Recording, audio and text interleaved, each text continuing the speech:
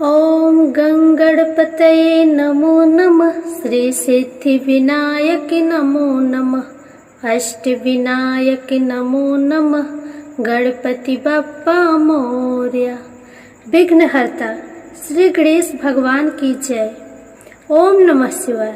जय श्री कृष्णा। जय भोलेनाथ। नमस्कार दोस्तों, स्वागत है आप सभी का हमारे YouTube चैनल खुशी ज्ञान सागर में। आप सभी को मास के संकष्टी चतुर्थी व्रत की हार्दिक शुभकामनाएं। आज की इस वीडियो में सुनिए चौथ माता की कथा और साथ ही में भगवान विघ्नहर्ता गणेश भगवान की कथा। माना जाता है कि चौथ माता का व्रत और कथा के साथ गणेश की कथा सुनने से व्रत का पूर्ण फल प्राप्त होता है। कथा को शुरू करने से पहले अगर आप हमारे चैनल पर नए हैं तो प्लीज चैनल को सब्सक्राइब करें, वीडियो को लाइक करें और कमेंट में ओम गणेशाय नमः जरूर लिखिए। तो आइए कथा को शुरू करते हैं। किसी गांव में एक सेठ सेठानी रहते थे। उनके एक बेटा और एक बहू भी थे। उनके बहू का नियम था सबको भोजन कराने के बाद स्वयं भोजन करते थे। उनके एक पड़ोसन जो रोज उनके घर आती और रोज ही ये पूछती कि आज तुम्हारे घर क्या बना है, और बहू भी रोज यही कहती कि ठंडो बासी भोजन। एक दिन बहू ने बहुत सारे पकवान बनाए थे। सब लोग खाना खाने बैठे तो उसके पति ने विचार किया कि देखते हैं पड़ोसन आती है और पूछती है कि तुम्हारे घर क्या बना है तो यह क्या जवाब देती है। घर के सभी लोगों ने एक साथ बैठकर भोजन कर लिया।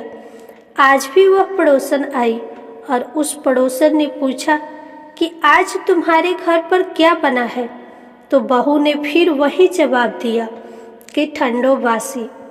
तब सेठ के लड़के ने पूछा, हो न हो कोई बात तो जरूर है जिससे मेरी पत्नी पड़ोसन से ऐसा कहती है। उसने अपनी पत्नी से पूछा कि तुम रोज पड़ोसन से ऐसा क्यों कहती हो कि ठंडो बासी खाया, जबकि आज तो हम सब ने मिलकर कई तरह के पकवान खाए हैं।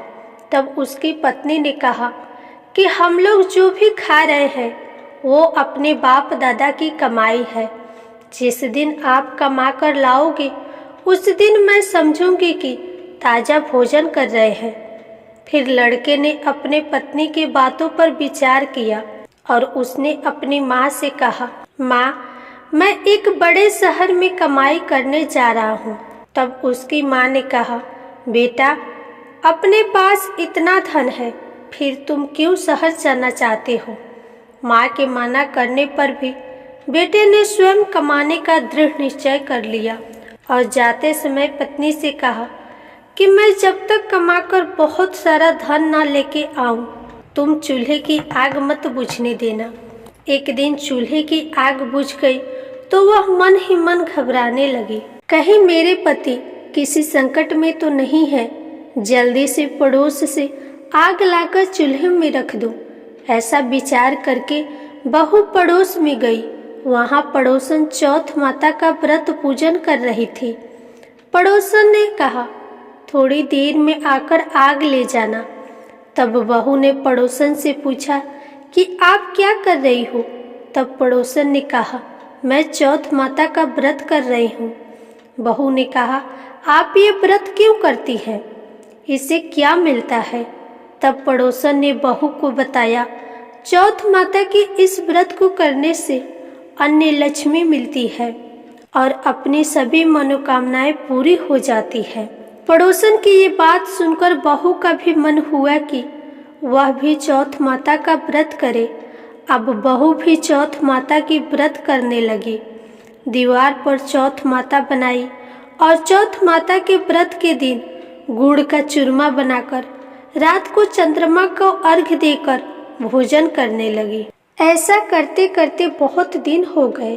चौथ माता ने उस बहू के पति को स्वप्न दिया कि साहूकार का बेटा तू जागे कि सोवे, तेरी पत्नी तुझे बहुत याद कर रही है, घर जाकर उसकी चिंता मिटा।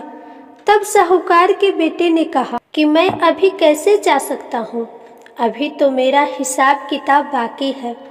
एक बार हिसाब किताब चुकता हो जाए तो मैं जाऊंगा। तब माता ने कहा, तो दुकान खोलकर बैठ जा, तेरा हिसाब किताब चुकता हो जाएगा। अब चौथ माता ने जैसा कहा था वैसा ही हुआ। उसने जाने की तैयारी की और गाड़ी भर के धन दौलत लेकर चल दिया। रास्ते में एक बड़ा सा काला नाग फन फैलाए बैठा था और साहूकार के लड़के से कहने लगा, आज तो मैं तुझे डसूंगा, छोड़ूंगा नहीं। आज तेरी आयु पूरी हो गई है। तब सेठ के लड़के ने कहा, आज चौथ माता ने मुझे सपना दिया है तो मैं अपनी पत्नी से मिलने अपने घर जा रहा हूँ। वहाँ मेरी पत्नी बहुत चिंता कर रही है। मैं उससे मिलकर जरूर आऊँगा, तब तुम मुझे डस लेना। तब नाग ने कहा, तुम शपथ पूर्वक कह के जाओ तो मैं तुम्हें जाने दूंगा, परंतु तुम नहीं आए तो मैं तुम्हारे घर आकर तुम्हें डस लूंगा। इस प्रकार सांप को वचन देकर वह अपने घर आ गया। वहाँ सभी ने हंसी खुशी उसका स्वागत किया और सब लोग भोजन करने बैठ गए। साहूकार का लड़का बहुत उदास था तो उसकी पत्नी ने पूछा, क्या हुआ, तुम उदास क्यों हो? तब पति ने काले नाग वाली सारी बात अपनी पत्नी को बता दी और कहा, मैं नहीं गया तो वह मेरे घर आकर डस लेगा। लड़के की पत्नी बहुत चतुर थी। उसने कहा कि आप घबराओ नहीं, लेट जाओ, मैं एक उपाय करती हूँ। पत्नी ने कमरे की 7 पीढ़ी सजाई। पहली पर रेत, दूसरी पर इत्र, तीसरी पर गुलाल, चौथी पर कंकु केसर, 5वीं पर लड्डू पेड़ा, 6ठी पर गादी गलीचा और 7वीं पर दूध का कटोरा रख दिए। इस प्रकार वह 7वीं पीढ़ी सजाकर बैठ गई। आधी रात होते ही नाग आकर सीढ़ी पर चढ़ने लगा। पहली सीढ़ी पर रेत पर लेट गया और कहने लगा, सेठ की बहू ने आराम तो बहुत दिया, पर बचनों से बचकर आया हूँ तो मैं उस लड़के को डसूंगा अवश्य। इस प्रकार 7 सीढ़ियों पर नाग आराम करता हुआ और कहता हुआ कि डसूंगा जरूर, कमरे में जाने ही वाला था कि चौथ माता ने विचार किया कि मैं इससे नहीं बचाऊंगी तो संसार में धर्म कर्म और व्रत पूजन कौन मानेगा और कौन पूजा करेगा। अब तो गणेश जी, चंद्रमा और चौथ माता ने उसे बचाने का विचार किया। चंद्रमा ने उजाला किया, चौथ माता ढाल बनी और गणेश जी ने तलवार लेकर नाग को मार दी और डाल से ढक दिया। अब बहू भी थकी हारी सो गई। सुबह हुई तो लोग बेटे से मिलने आए, परंतु बेटे बहू तो उठे ही नहीं थे। बहुत देर हो गई तो माँ ने उन्हें उठाने गई तो माँ ने 7 सीढ़ियों पे जो कुछ देखा तो वे बहुत घबरा गई। बेटा बहू को आवाज लगाने लगी। बहू बेटे उठे तो देखा कि एक डाल और तलवार वहाँ पड़ी है। जब बहू डाल उठाई तो देखा कि एक काला नाग मरा हुआ पड़ा था। बेटा बहू ने सोचा, आज तो धर्म कर्म करने से हमारी रक्षा हुई। भगवान गणेश जी और चौथ माता ने हमारी रक्षा की है। हे चौथ माता, जैसे आपने सेठ के बेटे बहू की रक्षा की, वैसे ही अपने सभी भक्तों पे अपनी कृपा बनाए रखना, सदा रक्षा करना। जय हो चौथ माता। भगवान विघ्नहर्ता गणेश की कथा सुने बिना चौथ माता के व्रत की कथा अधूरी मानी जाती है। इसलिए अब आप सुनिए भगवान गणेश की कथा। एक समय की बात है, विष्णु भगवान का विवाह लक्ष्मी जी के साथ निश्चित हो गया। विवाह की तैयारियां होने लगी।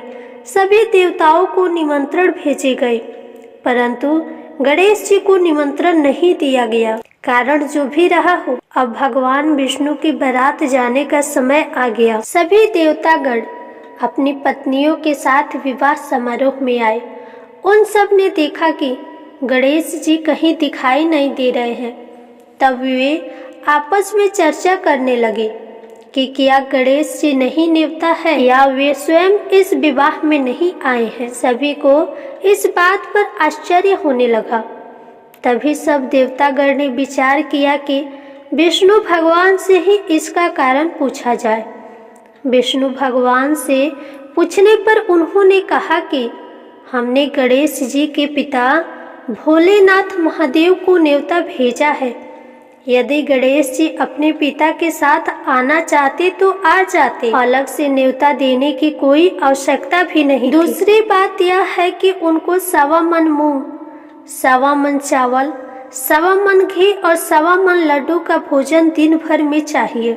यदि गणेश जी नहीं आएंगे तो कोई बात नहीं, दूसरे के घर जाकर इतना खाना पीना अच्छा भी नहीं लगता। इतनी वार्ता कर ही रहे थे कि किसी एक ने सुझाव दिया, यदि गणेश जी आ भी जाए तो उनको द्वारपाल बनाकर बैठा देंगे कि आप घर की देखभाल करना। आप तो चूहे पर बैठकर धीरे धीरे चलोगे तो बारात से बहुत पीछे रह जाओगे। यह सुझाव भी सबको पसंद आ गया तो विष्णु भगवान ने भी अपनी सहमति दे दी। होना क्या था, इतने में गणेश जी वहां पहुंचे और उन्हें समझा बुझाकर घर की रखवाली के लिए बैठा दिया गया। बारात चल दी। तब नारद जी ने देखा कि गणेश जी तो दरवाजे पर ही बैठे हुए हैं, तो वे गणेश जी के पास गए और रुकने का कारण पूछा। गणेश जी कहने लगे कि विष्णु भगवान ने मेरा बहुत अपमान किया है।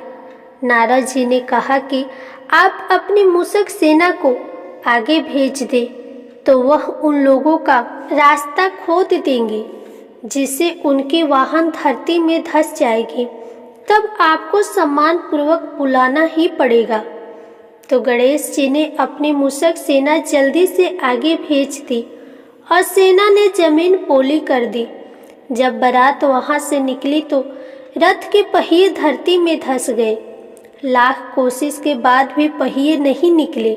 सभी ने अपने अपने उपाय किए परंतु पहिए तो नहीं निकले बल्कि जगह जगह से टूट गए। किसी को भी समझ में नहीं आ रहा था कि अब क्या किया जाए, परंतु नारद जी ने कहा, आप लोगों ने गणेश जी का अपमान करके अच्छा नहीं किया। यदि उनको मना कर लाया जाए तो आपका कार्य सिद्ध हो सकता है और यह संकट टल सकता है।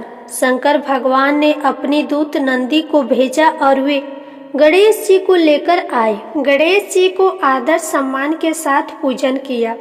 तब कहीं रथ के पहिए निकले। अब रथ के पहिए निकल तो गए परंतु वे टूट फूट गए तो उन्हें सुधारे कौन। पास के खेत में एक खाती काम कर रहा था, उसे बुलाया गया। खाती अपना कार्य करने से पहले श्री गणेशाय नमः कहकर गणेश जी की वंदना मन ही मन करने लगा। देखते ही देखते खाती ने सभी पहिए को ठीक कर दिया। तब खाती कहने लगा कि हे देवताओं, आपने सर्वप्रथम गणेश को नहीं मनाया होगा और न ही उनका पूजन किया होगा, इसलिए तो आपके साथ यह संकट आया है। हम तो मूर्ख अज्ञानी हैं, फिर भी पहले गणेश को पूजते हैं, उनका ध्यान करते हैं। आप लोग तो देवतागण हैं, फिर भी आप लोग गणेश जी को कैसे भूल गए। अब आप लोग भगवान श्री गणेश जी की जय बोलकर जाए, आपके सब काम बन जाएंगे और कोई संकट भी नहीं आएगा। अब सभी को अपनी अपनी गलती का पश्चाताप हुआ और सबने भगवान गणेश की जयकारा लगाई और बारात वहां से चल दी। भगवान विष्णु का विवाह लक्ष्मी जी के साथ संपन्न हुआ और सभी सकुशल अपने घर लौट आए। हे गणेश जी महाराज, आपने जैसे विष्णु भगवान के कार्य को सिद्ध किया वैसे सभी के कार्यों को सिद्ध करना। बोलो भगवान गणेश की जय। जय चौथ माता।